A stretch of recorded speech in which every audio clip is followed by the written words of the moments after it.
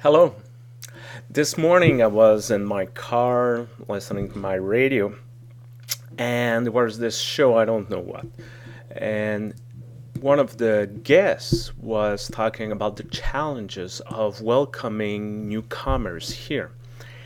And that guest said that one of the greatest challenge for her point of view was about religion and how religion promote discrimination against women.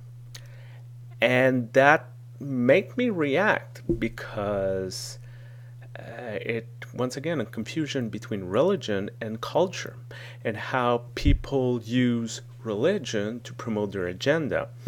And because in many, or I would say, I don't want to say all because I don't know all religious group, but in the most of them there's nothing about discrimination against women or such thing like that. It's people who use religion to promote their agenda.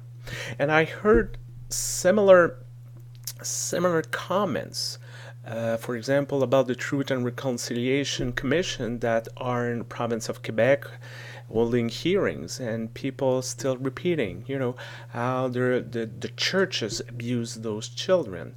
Well, people abuse children. And the churches, yes, was part of the system, and yes, conveniently did not want to see what was going on. But there was this kind of confusion between faith and pedophiles that creep into that system. I guess, and I don't want to deny that yes, there was very ugly and bad things, and the United Church was involved in this in many ways and should have done more sooner. It's just what I'm trying to say here is the assumption we often make about religion. And this seems to be a little more present since 9/11.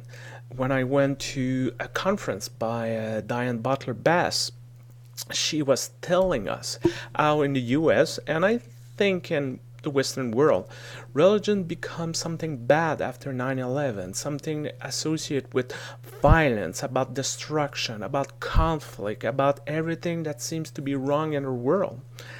At the same time, when you're making this assumption, you don't see what's going on. Just yesterday, I was reading an article about the debate about immigration in the US, and one of the biggest ally in reformation for the immigration law, for amnesty, for all the illegal, are religious groups, because they're looking at people in their pew and that's them, and they're talking about the language of welcoming the stranger, bringing the family together, showing compassion. But somehow this discourse, this narrative, those words does not seem to resonate a lot in the media these days. We're still making the assumption about something old, something passé, something completely belonging to another world when you're talking to religion, about those old people, those old grandmas, those old grandpas, that or those people who refuse modernity and refuse to live in their world. I know I'm repeating myself. I have the feeling that I'm constantly ranting about those topics. But it's always dangerous to make assumptions about our faith, about someone else's faith, because sometimes we might be, I am good Christian, but those Jew, but those Muslim, but those Hindus, or whatever group affiliation, and we will make the same assumption that some people making on us.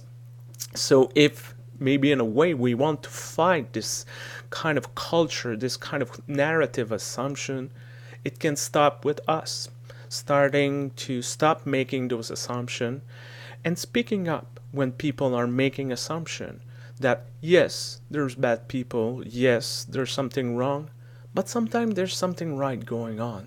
And stories are more complex than sometimes we might think. I hope you will have a great week. I hope you will remain warm because it's very cold outside right now. Take care of yourself. See you soon. Bye.